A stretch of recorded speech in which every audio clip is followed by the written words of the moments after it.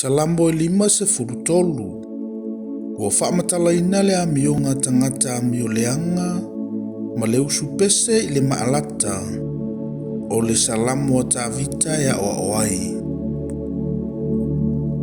Ua whai fo le tangata valea i lona loto e le ai se atua. Ua leanga lava i lantou.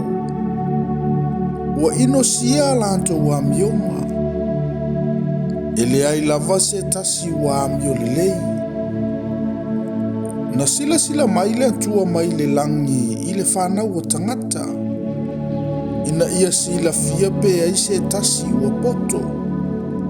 O se na te sila fia le atua. Ua lantou te tasi ma fo i tua. Ua leanga whaatasi lava i lantou. Ele ai se tasi wa amio lelei. Ele ai lava se tasi. Ele oilo eo e whaia mio leanga. Walato a ai ilo unuu.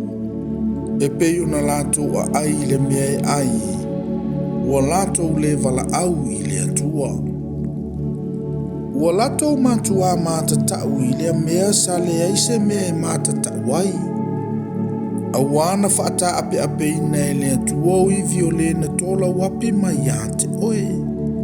Na whaamaina i lantou. Awa ino le atua i ate i lantou.